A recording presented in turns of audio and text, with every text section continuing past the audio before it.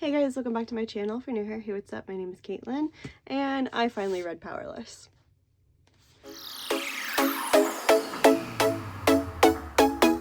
Okay, so I got Powerless for Christmas. It's been on my list for a very long time to get, though.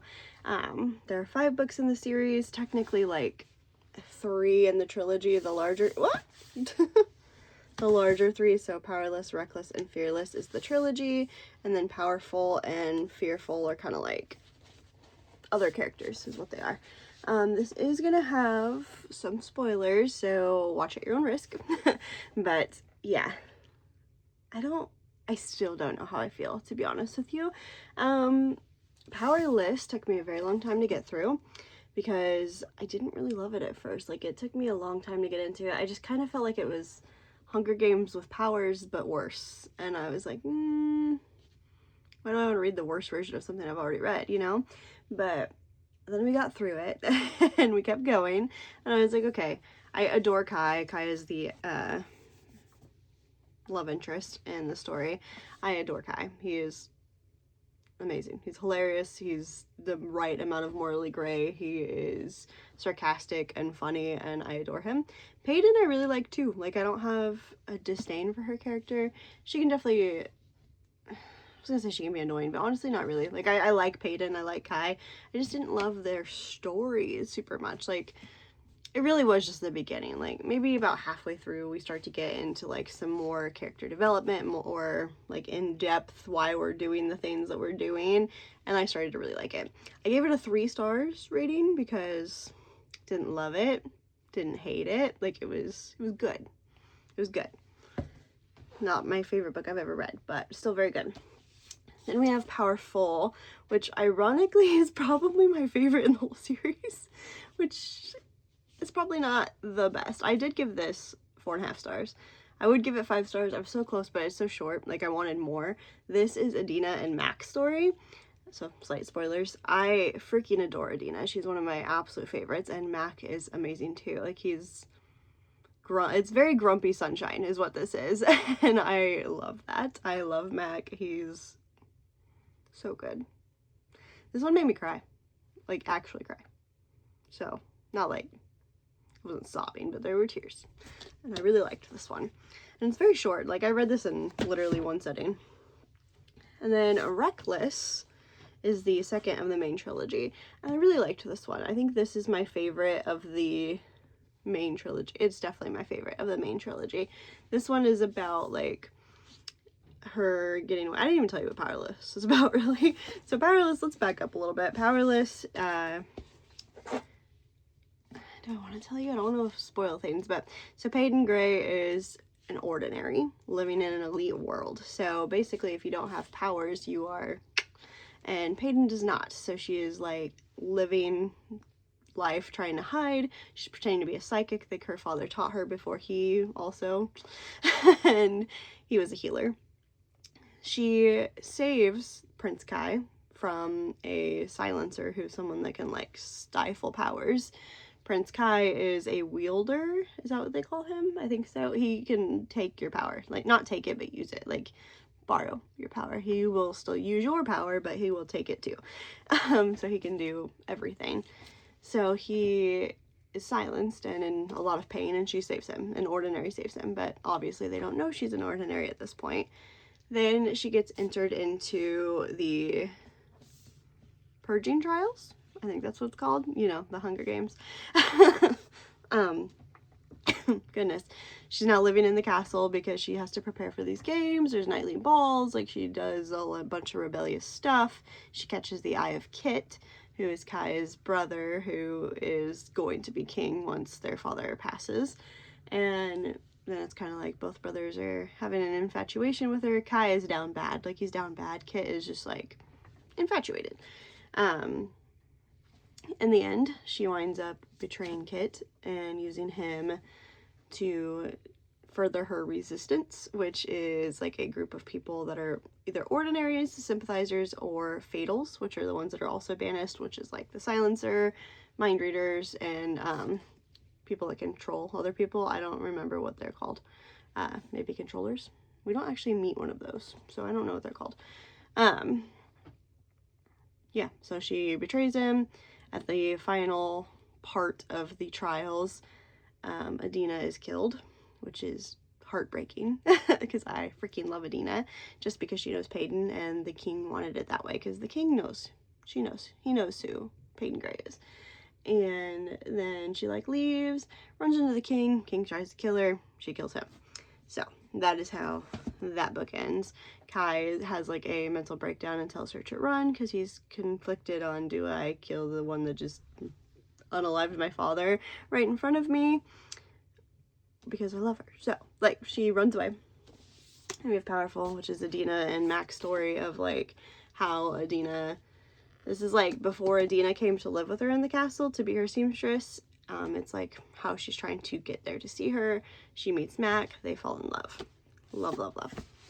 Reckless is Peyton on the run and Kai going after her because Kit orders him to. So Kit feels like super betrayed by Peyton, obviously, and so he sends his enforcer brother to go find her. I forgot to say he's an enforcer, so basically he's like the of the royal family, and his father made him into a monster is what he calls himself. So father's awful. He's gone now, we don't have to worry about him, but he was a total POS. So Kit is like a stale cracker and I don't love him. Like he's fine, I guess. I don't know. I don't really like Kit, but he sends Kai to find her, and it's the whole book is the story of like all of the stuff they go through to try to get back, and the like fight between Peyton and Kai, and the fight between their feelings, and like trying to deny the fact that they're still very much into each other, even though they can't be. Like this is not an option. But this is what the whole book is about, and I really liked it. I really liked this book. This definitely was the best of the three. I think I rated this one like 4 stars. Still not like my favorite book I've ever read, but very good.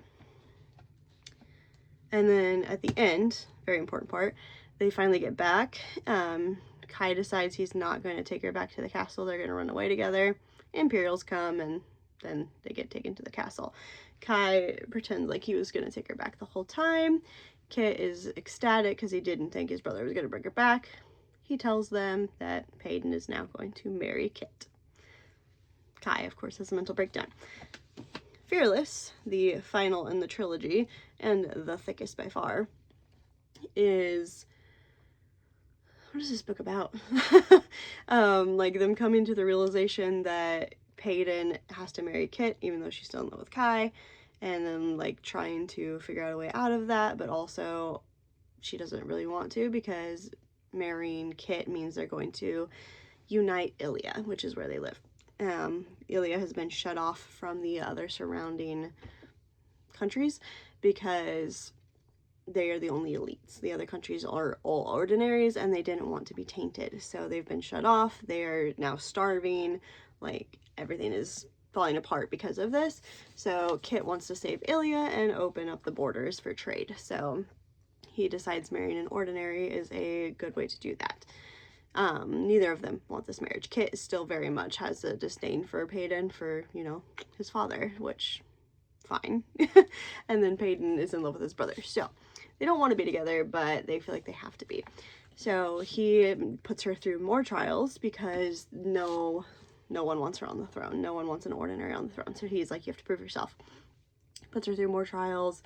She winds up sailing across the sea to go see this other country whose name I can't think of right now, and unbeknownst to her, winds up taking what's called the plague on roses over to them, because the plague is what caused the ordinaries to become elites, or if they didn't.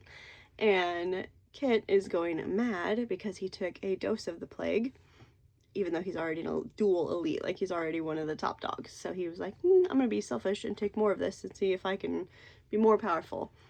And it is slowly like making him lose his mind. He's going insane. Peyton and Kai do not know this is happening because they were sailing across the sea when this happened.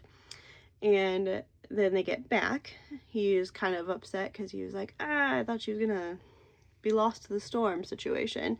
Then she goes through another trial. Well, no, that was her second trial. Her first trial was going through the desert, which she barely survived, getting away from Kai and Reckless.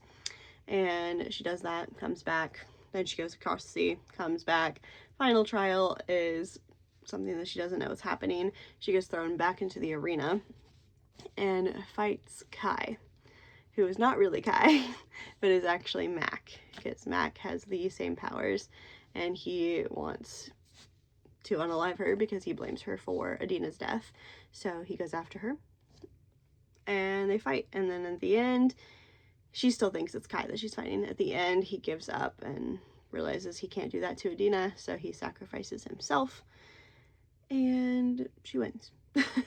Then we discover that Kit is losing his absolute loving mind, and he goes a little crazy, starts spewing like all this nonsense about how he just wants his brother back and he can't have him because of Peyton being in the way. It's really weird, honestly. Like, it's very, I don't know, like, not brotherly love. Like, it's weird.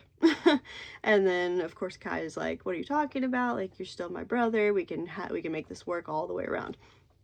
Then his biggest shock of the century, we find out, not really, but we find out that Peyton is actually the daughter of the queen Myra, which is Kit's mother, and a legitimate daughter of Callum, who is the king's mind reader, Kit and his father's mind reader, and they were having an affair. Kit is now confused and wondering if he's also illegitimate. He's not, but he unalives Callum because of it, right in front of Peyton, who was actually okay with it because Callum was like awful and is the reason why her true father was unalived and why the resistance failed, because this whole time he's been telling them everything, even though he was part of the resistance. So that happens. That's the first life Kit has ever taken, so everybody's like all super worried about him. He seems perfectly fine, which is why they're concerned. Everything blows up. There's a fight between Kit and Kai.